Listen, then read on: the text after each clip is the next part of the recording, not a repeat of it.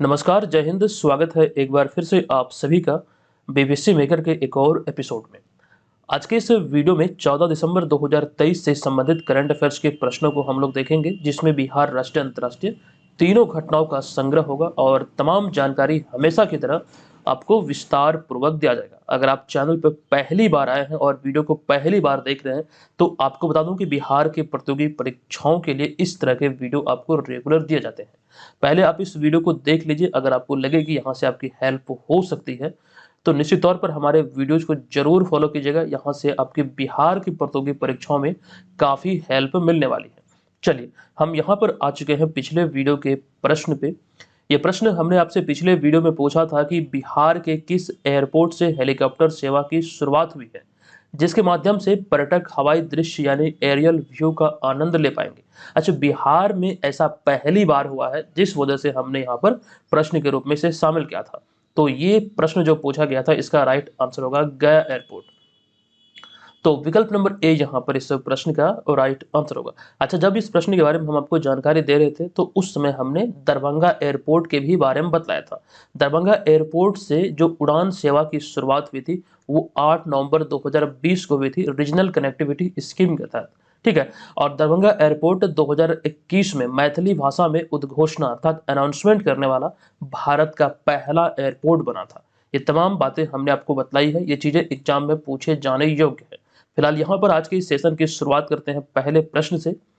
तो हमारा पहला प्रश्न है कि मुख्यमंत्री उद्यमी योजना के तहत बिहटा पटना के औद्योगिक क्षेत्र में बने टेक्सटाइल पार्क का उद्घाटन किनके द्वारा किया गया है। ये उद्घाटन अभी हाल ही में माननीय मुख्यमंत्री श्री नीतीश कुमार द्वारा किया गया। तो विकल्प नंबर सी यहाँ पर इस प्रश्न का राइट आंसर होगा। आपको बता दूं कि हाल ही में 12 दिसंबर 2023 को बिहार के मौजूदा व 22वें मुख्यमंत्री नीतीश कुमार ने उद्यमी योजना के तहत बिहटा के औद्योगिक क्षेत्र में बने टेक्सटाइल पार्क का उद्घाटन किया है।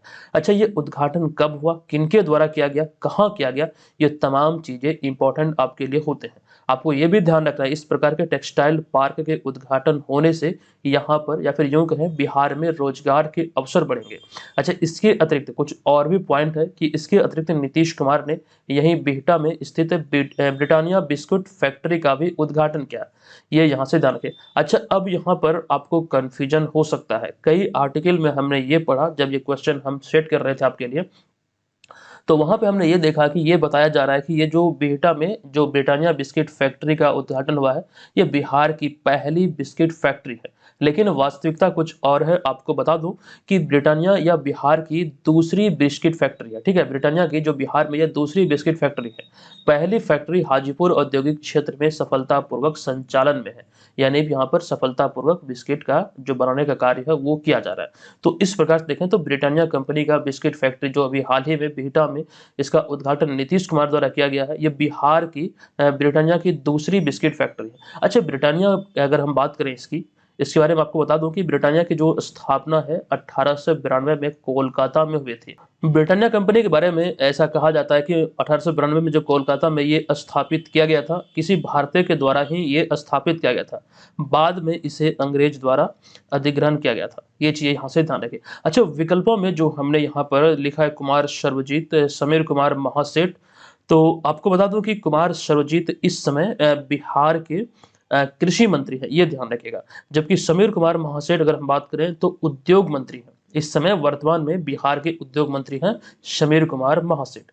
तो फिलहाल यहाँ से इतनी सारी जानकारी ध्यान रखिए। अच्छा, नीतीश कुमार की जो हम लोग बात कर रहे थे, बिहार के ये 22वें मुख्यमंत्री हैं। और बतौर मुख्यमंत्री अगर हम बात करें, गांधी मैदान में सर्वाधिक बार झंडा फहराने का जो रिकॉर्ड है, ये मुख्यमंत्री नीतीश कुमार के नाम है। इन्होंने गांधी मैदान में सर्वाधिक 17 बार तिरंगा फहराया है।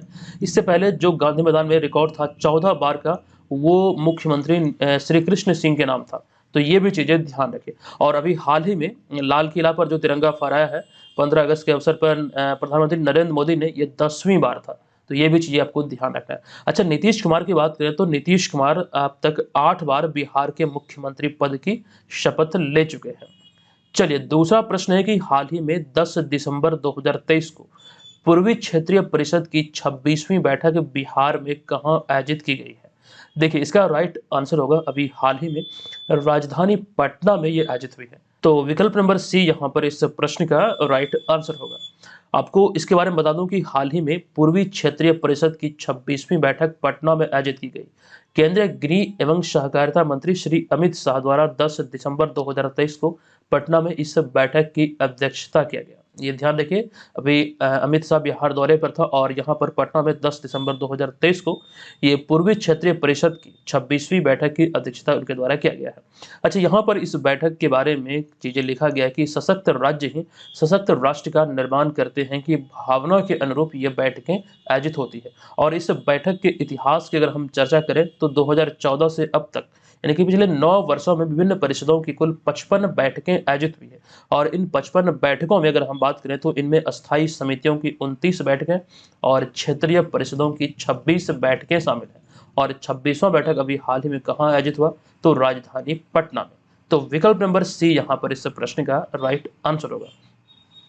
अच्छा, एक जानकारी आपको ये दे दूं, विकल्प में जो अरवल लिखा गया है ये बिहार का सबसे नवीनतम जिला है। ये भी आपको ध्यान रखिएगा। अभी वर्तमान में बिहार में 38 जिले हैं और 38 जिलों को 9 प्रमंडल यानी कि 9 डिवीजन में बांटा गया है। और ये 9 डिवीजन के बारे में जानकारी हमने कई बार आपको विस्तार से दिया है। फिलहाल आज इसे स्किप करते हैं, आगे चलते हैं तीसरे प्रश्न पे। ये प्रश्न है कि निम्नलिखित में से किस राज्य के लाकाडोंग हल्दी को जीआई टैग प्रदान किया गया है, तो ये संबंधित है मेघालय से। विकल्प नंबर ए यहाँ पर इस प्रश्न का राइट आंसर होगा। अच्छा, लाकाडोंग हल्दी की बात करें तो लाकाडोंग मेघालय की हल्दी को सबसे अच्छी हल्दी माना जाता है, सिर्फ अपने देश में नहीं बल्कि विदेशों में भी। ठीक है, तो इस वजह से इस हल्दी की एक अलग पहचान भी है। और जीआई टैग अभी हाल ही में मिली है, तो जीआई टैग मिलने के बाद अब यहाँ के किसानों को फायदा सीधे रूप से होगा। आपको बता दूं, किसी वस्तु या फिर उत्पाद को जो जीआई टैग मिलता है ये 10 वर्ष की अवधि के लिए दिया जाता है। जीआई टैग रजिस्ट्री का मुख्यालय चेन्नई तमिलनाडु में है। और अभी हाल ही में बिहार के मरचा चावल, जो कि पश्चिमी चंपारण के चनपटिया प्रखंड के मरचा चावल को जियोग्राफिकल टैग यानी कि जीआई टैग दिया गया था। अगला पॉइंट है, यह बिहार का छठा कृषि उत्पाद है जिसे जीआई टैग दिया गया। तो यहाँ पर इसके बारे में भी हम लोग बात करेंगे, लेकिन जो मेघालय की हमने चर्चा किया ये ध्यान रखिए, मेघालय के लाकाडोंग की जो हल्दी है उसे अभी हाल ही में जीआई टैग दिया गया है। किसी वस्तु या फिर उत्पाद को जो जीआई टैग मिलता है उससे उसकी जो इंटरनेशनल मार्केटिंग है वो मतलब अलग स्तर पर जाती है, उसे एक अलग पहचान मिलती है। तो ये चीजें यहाँ से ध्यान रखिए। अब यहाँ पर जो जीआई टैग की हम चर्चा कर रहे थे, बिहार के संदर्भ में देख लेते हैं। बिहार के उत्पादों की सूची हमने यहाँ पर शामिल किया है। ये वैसे उत्पाद हैं जिसे जीआई टैग दिया गया है। तो बिहार के 3 कैटेगरी में अब तक जीआई टैग मिला। एक तो है खाद्य पदार्थ, दूसरा है हस्तकला और तीसरा है कृषि कैटेगरी। तो खाद्य पदार्थ कैटेगरी में सिलाव खाजा एकमात्र उत्पाद है बिहार से जिसे जीआई टैग मिला। उसके बाद हस्तकला में सूजनी कढ़ाई, सिक्की ग्रास, मधुबनी पेंटिंग, अल्पिक या फिर खटवा हस्तकला को, और भागलपुरी सिल्क को। लेकिन वहीं पर अगर हम बात करें कृषि कैटेगरी में, तो इस वर्ग में शाही लीची, कतरनी चावल, जर्दालू आम, मगही पान, मिथिला मखाना और अभी हाल ही में मरचा चावल को। मरचा चावल छठा कृषि उत्पाद है बिहार से जिसे जीआई टैग दिया गया है। तो इतनी सारी बातें फिलहाल ध्यान रखिए। हम चलते आगे चौथे प्रश्न पे। ये प्रश्न है, निम्नलिखित में से किन्हें हाल ही में इटली के सर्वोच्च नागरिक पुरस्कार the order of merit of the Italian Republic से सम्मानित किया गया है। देखिए, इस प्रश्न का जो राइट आंसर यहाँ पर होगा ये होगा विकल्प नंबर डी यानी कि कबीर बेदी। अभी हाल ही में कबीर बेदी को ये सम्मान से सम्मानित किया गया है। अब यहाँ पर आपको बता दूं कि मशहूर बॉलीवुड अभिनेता कबीर बेदी को हाल ही में इटली के सर्वोच्च सम्मान the order of merit of the Italian Republic से सम्मानित किया गया है। अच्छा, यहाँ पर कबीर बेदी की जो हम बात कर रहे हैं तो आपको बता दूं कि आप लोगों ने बॉलीवुड फिल्मों में इन्हें अक्सर देखा होगा। भले ही आपको नाम से ये याद नहीं आ रहे होंगे, लेकिन इनका चेहरा बखूबी आप लोग जानते होंगे, जिन्हें अभी हाल ही में इटली के सर्वोच्च सम्मान the order of merit of the Italian Republic से सम्मानित किया गया है। अच्छा, इस तरह के सर्वोच्च सम्मान के बारे में आपको बता दूं कि पिछले कुछ वीडियो हमने आपको बताया था कि जुलाई 2023 में प्रधानमंत्री नरेंद्र मोदी को फ्रांस के सर्वोच्च सम्मान Grand Cross of the Legion of Honour से सम्मानित किया गया था। और प्रधानमंत्री मोदी यह सम्मान पाने वाले पहले भारतीय प्रधानमंत्री बने थे, जिस लिहाज से ये वाला पॉइंट इंपॉर्टेंट था। ये जानकारी हमने आपको दिया था। अच्छा, इसके अतिरिक्त 16 मई 2023 को टाटा सन्स समूह के अध्यक्ष एन चंद्रशेखरन को भारत और फ्रांस के बीच व्यापारिक संबंधों को मजबूत करने में उनके योगदान के लिए फ्रांस के सर्वोच्च नागरिक पुरस्कार शेवलियर डी ला लीजन डी ऑनर से सम्मानित किया गया था। ये यहाँ पर आपको ध्यान रखना है। तो ये कुछ 3-4 पॉइंट है जो कि आपको समझना है, ध्यान रखना है। अब यहाँ पर हम आगे बढ़ेंगे। कुछ जानकारी हमने आपको रिसेंटली दिया था निशान-ए-पाकिस्तान से संबंधित, जो कि पाकिस्तान का ये सर्वोच्च नागरिक सम्मान है। आपको बता दूं कि मुंबई से संचालित इस्लाम धर्म के दाऊदी बोहरा पंथ के प्रमुख डॉक्टर सैयदना मुफद्दल सैफुद्दीन को पाकिस्तान के सर्वोच्च नागरिक सम्मान निशान-ए-पाकिस्तान से सम्मानित किया जाएगा। ये घोषणा अभी हाल ही में हुई है और इस लिहाज से देखें तो वह पाकिस्तान का कोई भी सर्वोच्च सम्मान पाने वाले चौथे भारतीय हैं। अच्छा, यहाँ पर निशान-ए-पाकिस्तान की बात हो रही है तो डॉक्टर सैयदना मुफद्दल सैफुद्दीन को भी अभी हाल ही में निशान-ए-पाकिस्तान के लिए ही चुना गया है या फिर ये घोषणा हुई है। लेकिन यहाँ पर निशान-ए-पाकिस्तान सम्मान की बात करें तो निशान-ए-पाकिस्तान से सम्मानित होने वाले पहले भारतीय थे मोरारजी देसाई, जिन्हें कि 1990 में यह सम्मान दिया गया था। उसके बाद पाकिस्तान के सर्वोच्च सम्मान की बात करें तो 1998 में अभिनेता दिलीप कुमार को कला और संस्कृति के क्षेत्र में दिया जाने वाला पाकिस्तान का सर्वोच्च पुरस्कार निशान-ए-इम्तियाज प्रदान किया गया था। लेकिन वहीं पर अगले हम पॉइंट में बात करें 2020 में कश्मीरी अलगाववादी नेता अली गिलानी को निशान-ए-पाकिस्तान प्रदान किया गया था। तो निशान-ए-पाकिस्तान की बात करें तो अब तक 2 भारतीय को दिया गया, एक तो मोरारजी देसाई और दूसरा अली गिलानी, और तीसरे के लिए अभी हाल ही में जो घोषणा हुई है ये डॉक्टर सैयदना मुफद्दल। अगर हम बात करें पाकिस्तान के सर्वोच्च सम्मान के दृष्टिकोण से, चाहे वो कोई भी सर्वोच्च सम्मान हो, अगर भारतीयों के दृष्टिकोण से हम बात करें तो ये चौथा सर्वोच्च सम्मान होगा। लेकिन अगर हम निशान-ए-पाकिस्तान के दृष्टिकोण से देखें तो ये तीसरा निशान-ए-पाकिस्तान सम्मान होगा भारत के लिए। तो ये चीजें यहाँ से ध्यान रखें, स्क्रीनशॉट ले लीजिए, हो सकता है यहाँ से आपके एग्जाम में प्रश्न बने। अच्छा, भारत के सर्वोच्च सम्मान की बात करें तो भारत का सर्वोच्च सम्मान भारत रत्न है। उसके बाद दूसरे स्थान पर आता पद्म विभूषण, तीसरे स्थान पर पद्म भूषण और चौथे स्थान पर आता पद्मश्री। अब यहाँ पर आपको जानकारी दे दूं, यहाँ से आपके बीपीएससी एग्जाम में प्रश्न पूछे गए हैं। हमने इस तरह के स्लाइड आपको कई बार बतलाए हैं, ना कि सिर्फ पद्म पुरस्कारों से संबंधित, बल्कि जो भी चीजें खबरों में होते हैं इस तरह की जानकारी हम आपको इस सीरीज में देते ही देते हैं।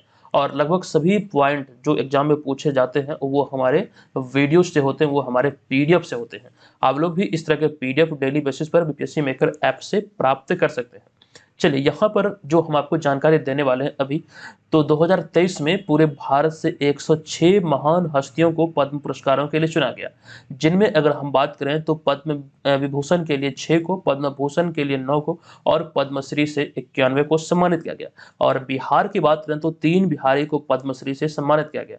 देखिए, यहाँ पर लिखा गया सुभद्रा देवी जो कि कला के लिए, श्री आनंद कुमार शिक्षा और श्री कपिल देव प्रसाद कला के लिए। अच्छा, आपके बीपीएससी एग्जाम में जो प्रश्न बना था वो सुभद्रा देवी से ही संबंधित बना था और आपसे पेपर मेसी कला को ध्यान रखते हुए इनके बारे में एग्जाम में प्रश्न पूछा गया था, क्योंकि इनका संबंध जो ये पेपर मेसी कला से ही है।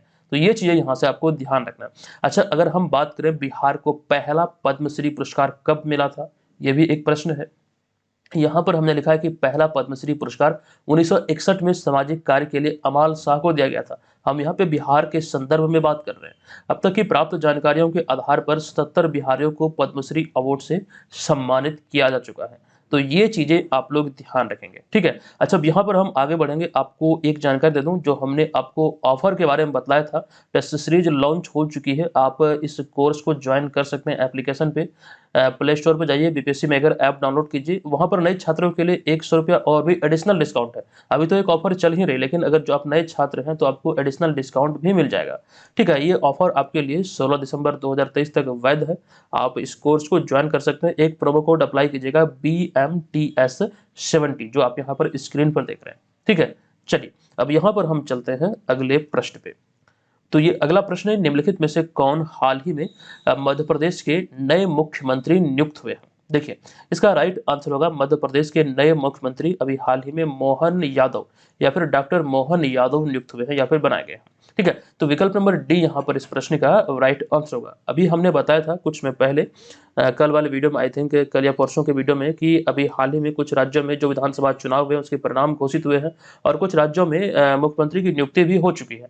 वो भी जानकारी पुनः यहाँ से हम लोग रिवाइज कर लेंगे। आपको बता दूं कि मध्य प्रदेश विधानसभा चुनाव में बहुमत प्राप्ति के बाद हाल ही में भारतीय जनता पार्टी ने मोहन यादव को मध्य प्रदेश का नया मुख्यमंत्री बनाया है। ये रही बात यहाँ पर मध्य प्रदेश से संबंधित। लेकिन कुछ पॉइंट और भी है, जैसे कि हाल ही में जो 5 राज्यों में विधानसभा चुनाव हुए हैं, उनमें नए जो सरकार का गठन हुआ है, या फिर यूं कहें नए मुख्यमंत्री जो बने हैं वे कौन है, यहाँ से प्रश्न पूछे जाएंगे, खबरों में यह है। तो जैसा कि हमने बताया कि मध्य प्रदेश में मोहन यादव अभी हाल ही में मुख्यमंत्री बने, ये भाजपा के हैं, क्योंकि भाजपा को यहाँ पर बहुमत प्राप्त हुई थी। छत्तीसगढ़ में भी भाजपा को बहुमत प्राप्त हुई और विष्णुदेव साय जो कि यहाँ के नए मुख्यमंत्री बने हैं। राजस्थान में भी भाजपा को बहुमत प्राप्त हुई, भजन लाल शर्मा राजस्थान के नए मुख्यमंत्री बने हैं। जबकि हम बात करें तेलंगाना की, तेलंगाना में कांग्रेस को बहुमत प्राप्त हुई और रेवंत रेड्डी तेलंगाना के अभी हाल ही में मुख्यमंत्री बने हैं। जबकि हम बात करें एक और राज्य मिजोरम की, तो श्री लाल डोमोहा जो कि जोरम पीपुल्स मूवमेंट पार्टी के हैं, यहाँ पर इनकी सरकार बनी। तो ये यहाँ पर आपको ध्यान रख लेना है। विधानसभा के बारे में जो प्रश्न कॉमन रूप से एग्जाम में पूछे गए हैं, आपसे ये पूछे जा सकते हैं पुनः से। तो चीजें यहाँ पर आप देख रहे हैं कि विधानसभा का जो कार्यकाल होता है, ये बहुत कॉमन प्रश्न है, कई बार रिपीटेड मोड में पूछा गया है। तो विधानसभा का जो कार्यकाल होता है वो 5 वर्षों के लिए होता है, और विधानसभा का जो नेता होता है, ये किसी भी राज्य के यानी संबंधित राज्य के जो मुख्यमंत्री होते हैं वो विधानसभा के, या फिर कह सकते हैं विधानसभा का नेता होता है। ठीक है, राज्य का मुख्यमंत्री। अगला पॉइंट है राज्य विधानमंडल के कितने सदन होते हैं। तो राज्य विधानमंडल के 2 सदन होते हैं, विधानसभा और विधान परिषद। किसी राज्य में विधानसभा की अधिकतम कितनी सदस्य हो सकते हैं, तो 500, और न्यूनतम की बात करें तो 60। ये चीजें यहाँ से ध्यान रखिए। अच्छा, यहाँ पर पहले प्रश्न में जो हमने यहाँ पर लिखा है कि विधानसभा का कार्यकाल सामान्यतः 5 वर्ष का होता है। अब मुझे आप लोग बताएंगे कि राज्यसभा का कार्यकाल कितने वर्षों का होता है। आप लोग कमेंट बॉक्स में जाइए, कोई भी छात्र चीटिंग नहीं करेंगे, आप लोग वहां पे बताएंगे कि राज्यसभा का जो कार्यकाल होता है ये कितने वर्षों का होता है। चलिए, छठा प्रश्न है कि सुप्रीम कोर्ट ने संविधान के अनुच्छेद 370 को निरस्त करने के फैसले को बरकरार रखा है। पूछा गया कि अनुच्छेद 370 को कब निरस्त किया गया था। देखिए, इसको लेकर कई बार हमने बहुत सारी जानकारी आपको दिया है। फिलहाल यहाँ पर भी इस प्रश्न में भी हमने शामिल किया है। सबसे पहले इसके आंसर की बात करते हैं। इसका आंसर होगा 5 अगस्त 2019 को यहाँ पर अनुच्छेद 370 के कुछ प्रावधानों को निरस्त किया गया था। तो विकल्प नंबर ए इस प्रश्न का राइट आंसर होगा। आपको बता दूं कि केंद्र सरकार द्वारा 5 अगस्त 2019 को संविधान के अनुच्छेद 370 के प्रावधानों को निरस्त किया गया था, और केंद्र सरकार के इस फैसले के बाद जम्मू कश्मीर से विशेष राज्य का दर्जा छिन गया था और यह केंद्र के अधीन आ गया था। ठीक है, ये यहाँ पर आपको ध्यान रखना है। अगला हमारा पॉइंट है कि इसके माध्यम से जम्मू कश्मीर और लद्दाख 2 केंद्र शासित प्रदेश में से बांट दिया गया था। ये भी चीजें आपको मालूम होगी, हमने बतलाया था आपको। और इस फैसले के खिलाफ देखिए यहाँ पर आगे लिखा गया, जब ये चीजें हुई तो इस फैसले के खिलाफ यानी केंद्र सरकार का जो फैसला था, इसके खिलाफ सुप्रीम कोर्ट में याचिका दायर की गई थी, जिसको लेकर अभी हाल ही में 11 दिसंबर 2023 को सुप्रीम कोर्ट ने फैसला सुनाया है। तो 11 दिसंबर 2023 को सुप्रीम कोर्ट ने जो फैसला सुनाया उसी के बारे में यहाँ पे लिखा गया है कि सुप्रीम कोर्ट ने आर्टिकल 370 के या फिर 370 को निरस्त करने के लिए जारी राष्ट्रपति के आदेश को वैध माना है, यानी कि जम्मू कश्मीर भारत का अभिन्न अंग है, और साथ ही साथ लद्दाख को केंद्र शासित प्रदेश बनाने के फैसले की वैधता को भी बरकरार रखा है। तो ये चीजें ध्यान रखें। जो अभी हाल ही में मतलब 5 अगस्त 2019 को जो आर्टिकल 370 के प्रावधानों को यहाँ पर निरस्त किया गया था, उसे सुप्रीम कोर्ट ने अभी हाल ही में 11 दिसंबर 2023 को वैध बताया है, और जो फैसला हुआ था जम्मू कश्मीर और लद्दाख 2 नए केंद्र शासित प्रदेश होंगे, उसे भी वैध करार दिया गया है और उस फैसले को बरकरार रखा गया है। तो ये चीजें यहाँ पर ध्यान रखें। अच्छा, कुछ चीजें और भी है, आगे कुछ प्रश्न में हम लोग देखेंगे। फिलहाल यहाँ पर अगले 7वें प्रश्न पे चलते हैं। तो ये प्रश्न है कि निम्नलिखित में से किनके द्वारा हाल ही में विकसित भारत एट 2047 युवाओं की आवाज पहल का शुभारंभ किया गया। तो इसका शुभारंभ अभी हाल ही में 15वें प्रधानमंत्री नरेंद्र मोदी के द्वारा किया गया। तो विकल्प नंबर सी यहाँ पर इस प्रश्न का करेक्ट आंसर होगा। आपको बता दूं कि हाल ही में प्रधानमंत्री नरेंद्र मोदी के द्वारा विकसित भारत एट 2047 युवाओं की आवाज पहल का शुभारंभ किया गया। अब ये पहल क्या है, इसको आपको समझना है। इस योजना का लक्ष्य देश की आबादी के 100 साल पूरे होने पर देश को विकसित राष्ट्र बनाना है, और इस उद्देश्य को पूरा करने में युवाओं की अहम भूमिका होगी। ये कथन है प्रधानमंत्री नरेंद्र मोदी के, जो इसका शुभारंभ किया गया। देखिए, आप सभी को मालूम है कि भारत 15 अगस्त 1947 को आजाद हुआ था, लेकिन इसके 100 वर्ष पश्चात, 1 वर्ष नहीं बल्कि 100 वर्ष पश्चात 2047 तक भारत को विकसित राष्ट्र बनाना है, और इस कार्य में पूरा करने को लेकर, इस उपलब्धि को हासिल करने के लिए युवाओं की इसमें अहम भूमिका होगी। इसी को लेकर अभी हाल ही में विकसित भारत एट 2047 युवाओं की आवाज पहल का शुभारंभ प्रधानमंत्री नरेंद्र मोदी के द्वारा किया गया है।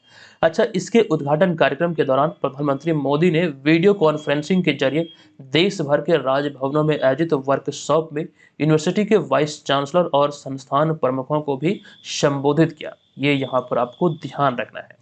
चलिए, अगला 8वां प्रश्न है कि सुप्रीम कोर्ट ने, देखिए सुप्रीम कोर्ट जम्मू कश्मीर से ही संबंधित है कि सुप्रीम कोर्ट ने जम्मू कश्मीर में मानवाधिकारों के उल्लंघन की जांच के लिए हाल ही में किस आयोग की स्थापना का निर्देश दिया है। देखिए, इसका राइट जो आंसर है यह है विकल्प नंबर ए, यानी कि सत्य और सुलह आयोग, यानी कि विकल्प नंबर ए यहाँ पर इस प्रश्न का करेक्ट आंसर होगा। आपको बता दूं कि सुप्रीम कोर्ट के न्यायाधीश संजय किशन कौल ने 1980 के दशक के दौरान जम्मू कश्मीर में मानवाधिकारों के उल्लंघन की जांच के लिए विशेष रूप से एक सत्य और सुलह आयोग स्थापित करने का निर्देश दिया है।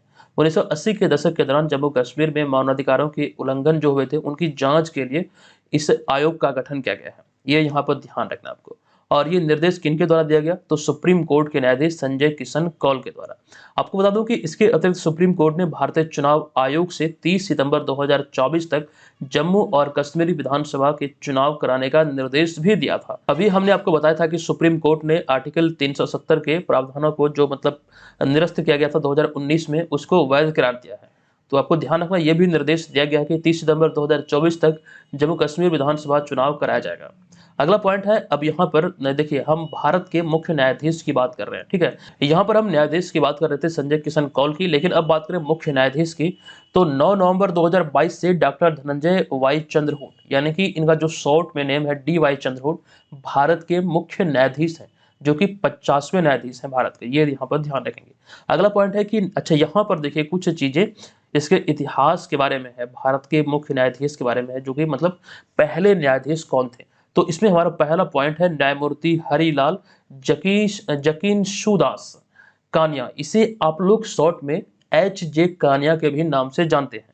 कई जगहों पर एच जे कानिया ही लिखा मिलेगा, जो कि भारतीय मूल के पहले भारतीय मुख्य न्यायाधीश थे। वे 15 अगस्त 1947 से 6 नवंबर 1951 तक भारत के पहले मुख्य न्यायाधीश थे। भारतीय मूल के हम मुख्य न्यायाधीश की बात कर रहे हैं, ये यहाँ पर ध्यान रखिए। हालांकि अगर हम बात करें सुप्रीम कोर्ट के पहले मुख्य न्यायाधीश की, तो आपको ध्यान रखना उसी चीज को हमने लिखा कि भारत के पहले मुख्य न्यायाधीश सर मॉरिस ग्वेयर थे, जो कि 1937 से 1943 तक मुख्य न्यायाधीश थे। ये यहाँ पर आपको ध्यान रखना है। अच्छा, सुप्रीम कोर्ट की स्थापना को लेकर हमने कई बार आपको जानकारी दिया है, वो हम कल ही वीडियो में शायद आपको बताया है।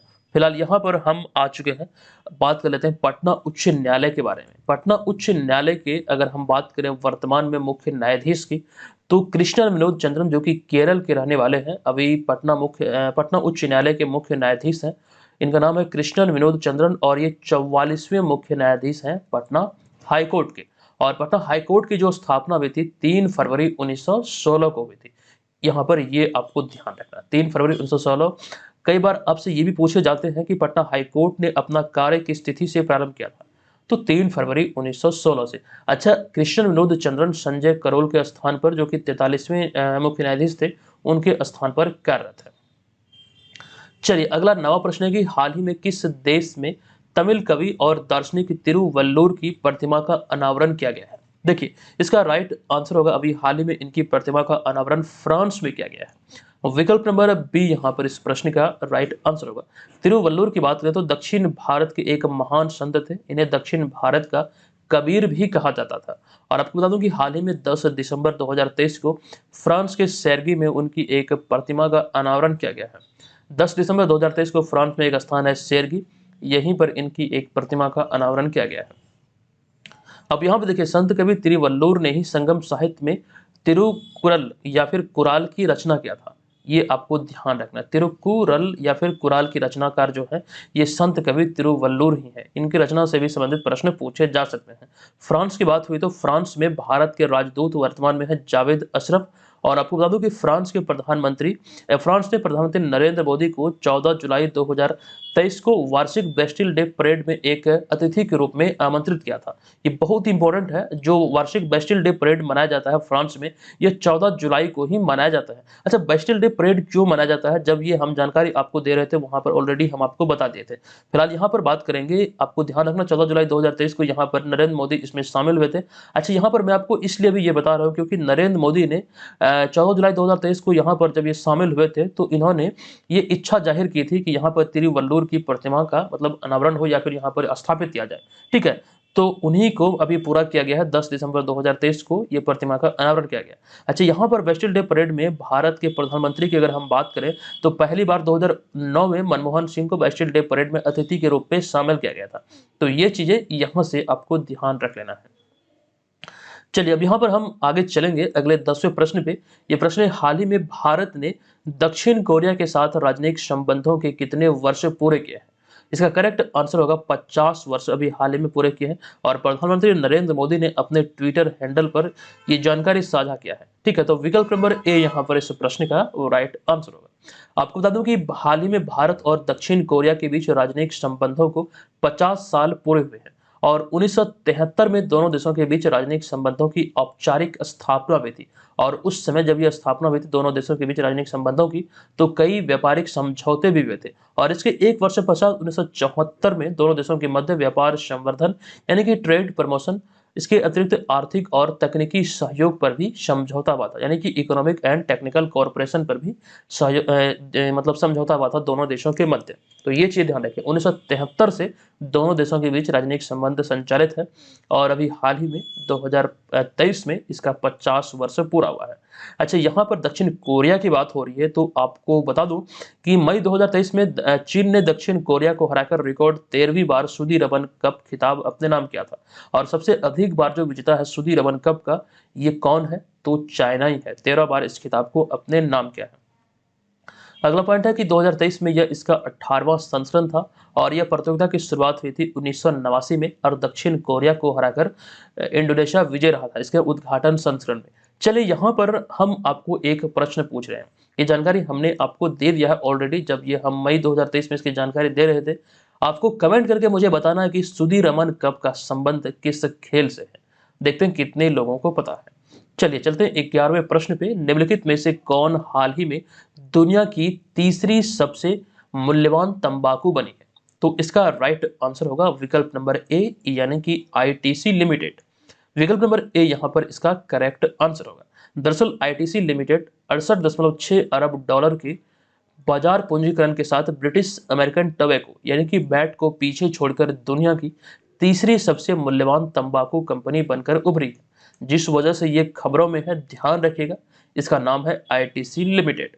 अच्छा, आईटीसी लिमिटेड की बात करें तो इसकी स्थापना 1910 में imperial tobacco company of India limited के रूप में इसकी स्थापना कोलकाता में हुई थी। ठीक है, ये चीजें यहाँ पर ध्यान रखिए। अच्छा, ये तो तीसरे स्थान पर है, लेकिन हम बात करें पहले और दूसरे स्थान पर कौन है, तो आपको ध्यान रखना है यूएस सूचीबद्ध फिलिप मॉरिस इंटरनेशनल इसमें पहले स्थान पर है और दूसरे स्थान पर है अल्टेरिया ग्रुप, जो कि वर्तमान में दुनिया की 2 सबसे मूल्यवान तंबाकू कंपनियों में से कंपनियों के रूप में आईटीसी से ऊपर शीर्ष स्थान पर है। तो ये आपको ध्यान रखना है, फिलिप मॉरिस इंटरनेशनल पहले स्थान पर, अल्टेरिया ग्रुप दूसरे स्थान पर और अभी हाल ही में आईटीसी लिमिटेड जो अमेरिकन टोबैको पीछे छोड़ के तीसरा स्थान हासिल किया। ये चीजें यहाँ पर ध्यान रखिए, ब्रिटिश अमेरिकन टोबैको को पीछे छोड़ते हुए ये तीसरा स्थान हासिल किया है मूल्यवान कंपनी के रूप में, यानी कि मूल्यवान तंबाकू कंपनी के रूप में, ये ध्यान रखिएगा। चलिए, 12वां प्रश्न है कि हाल ही में किस देश के पूर्व दिग्गज बल्लेबाज जो सोलोमन का 93 वर्ष की आयु में निधन हुआ है? ये किस देश के पूर्व दिग्गज बल्लेबाज हैं?